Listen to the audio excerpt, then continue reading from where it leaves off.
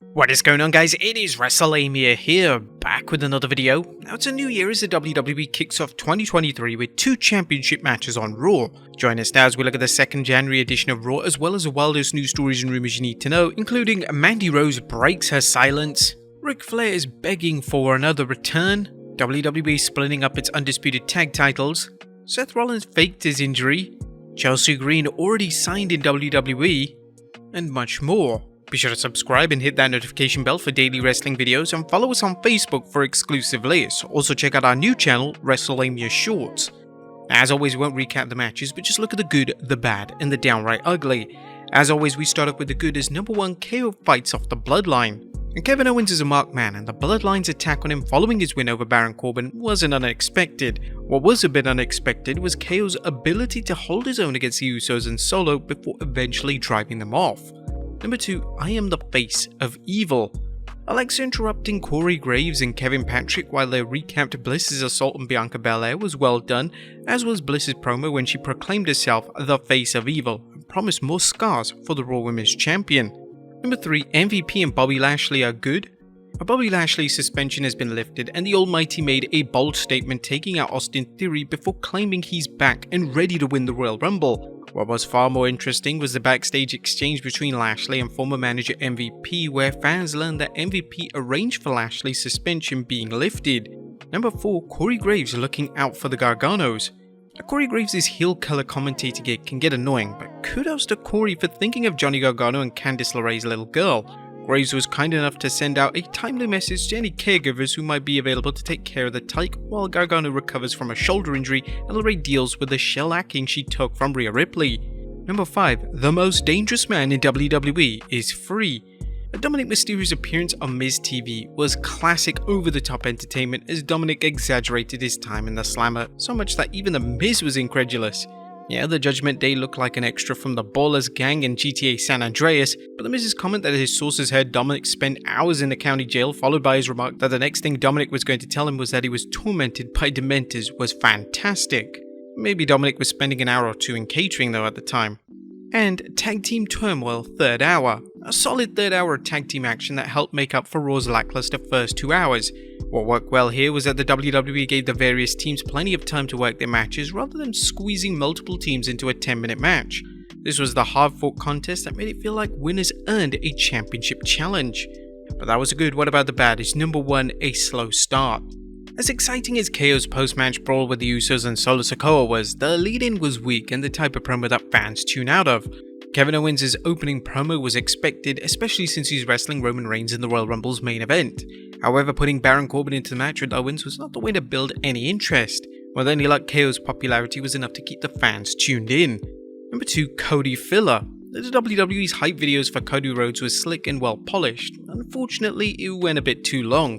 Fans are familiar with Cody's story, but did the WWE need to spend so much time kayfabing his return? What's the payoff, and how's the WWE going to handle the very real problem of how fans react when Cody and Seth Rollins cross paths? Number 3, some convoluted storyline. What did Dolph Ziggler do to deserve having to wrestle Solo Sikoa? The idea of the authority figure Adam Pearce booking Ziggler against Solo as some kind of opportunity for Ziggler to get justice against Sikoa was laughable, as everyone knows that Ziggler doesn't have a chance. Furthermore, who wants to see another glorified squash match? Something last night's show had far too many of. And number 4, Monday Night Football timeout. There was no edition of Monday Night Football last night, and the WWE apparently felt there was no need to book a strong show. Hopefully things change next week because Monday Night Football will be back, and there's a big wildcard game scheduled. Once again, the WWE shows it has no interest in keeping its audience or building its existing audience. Last night's show was full of glorified squashes with an occasional heated segment. There was nothing downright ugly, but what a mediocre show. The WWE did nothing to interest fans, not even announcing any significant matches. Perhaps Vince McMahon is back to running creative already. The WWE is moving its storyline slowly, such as the reformation of the Hurt Business, but that doesn't mean that the show itself had to be slow. What did you guys think of the Red Brand last night? Let us know in the comments down below. Now let's move on to the news.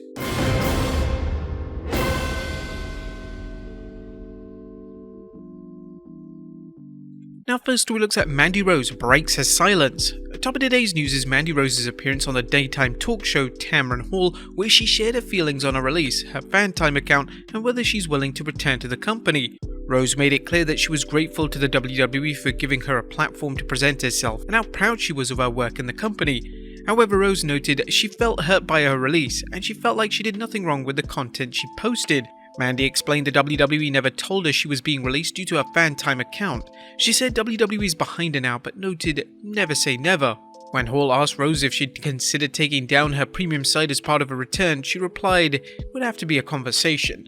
Next up, WWE splitting the Undisputed Tag Team titles. The speculation the WWE splitting up the Undisputed Tag Team Championship, but should fans make much of it? Raw featured another invasion by the Bloodline, leading to WWE Authority figure Adam Pearce booking a Tag Team Turmoil match on Raw to determine the opponents for Jey and Jimmy Uso this Friday. However, Sportskeeda pointed out, what many noticed right away was that Adam Pearce mentioned that the winners of the Tag Team Turmoil match would get a shot at the Raw Tag Team titles and not the Undisputed Tag Team Championship. Is it possible Pearce might be pulling a fast one on the Usos, hoping to rid them of their appearances on Raw by having them lose the Raw Tag Team Championship? Or was this just a slip of the tongue? We'll have to wait until Friday when the Judgment Day take on the Usos for the belts. Next up, when is Edge returning?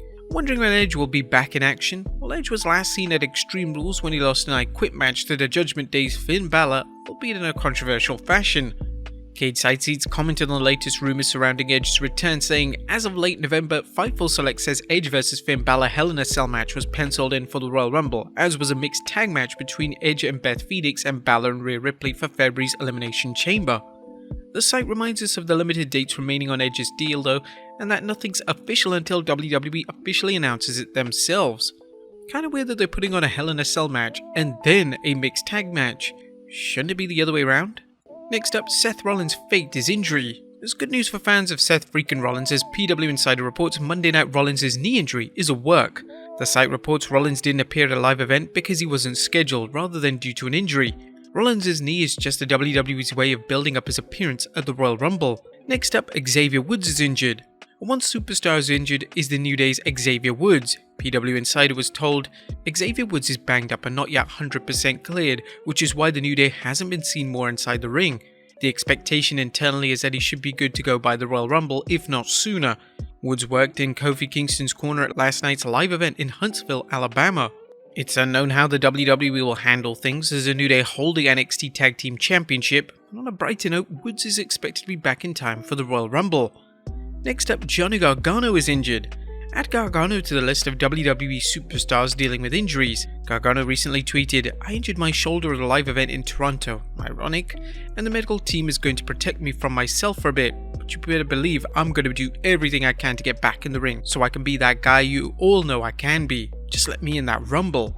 The WWE revealed Johnny Wrestling's injury status on Raw. We send our well wishes to Xavier Woods and Johnny Gargano for a fast recovery. Next up, Chelsea Green already in WWE. According to Fightful Select's patron site, although she hasn't popped back up in WWE as of yet, Fightful is told that not only is Chelsea Green signed to WWE, she has been for quite some time and is still awaiting creative. We've asked her to confirm personally a number of times, but that won't happen for obvious reasons. Next up, Ric Flair begging for one more match. Ric Flair's recent retirement match may have not have been his last, as the Nature Boy is apparently looking for one more match. Flair revealed on his podcast that he wants one more chance to go out on a good note. Apparently Flair wasn't happy with his performance in the match, blaming it part on improper hydration. I just know I could have been golden, I just happened to be dehydrated. I don't know, I could have made that mistake because you know how much work I put in with Lethal. We had everything figured out. We had so much more to do. God, it would have been great. Would you guys like to see Ric Flair come out for one more match? Let us know in the comments down below.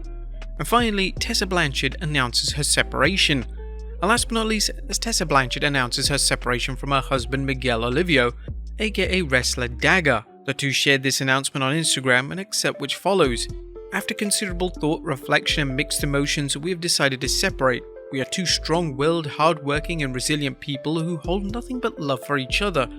As painful as divorce is, we are thankful that no infidelity or other interests were involved in our decision and we are parting as friends. Ringside News reported Tessa Blanchard's husband Dagger sent out a meme with a very interesting message. While he didn't call out his wife for cheating, the message of the text graphic was pretty clear. According to Upton's report, the message, which was later deleted, cheating is the most disgusting, hurtful and disrespectful thing you could do to someone you say you love. We send our best to the couple during this trying time. Well, there you have it, folks, the wildest news stories and rumours you need to know, as well as our look at Raw this week. Be sure to leave your comments down below, and I'll see you next time with some more wrestling content.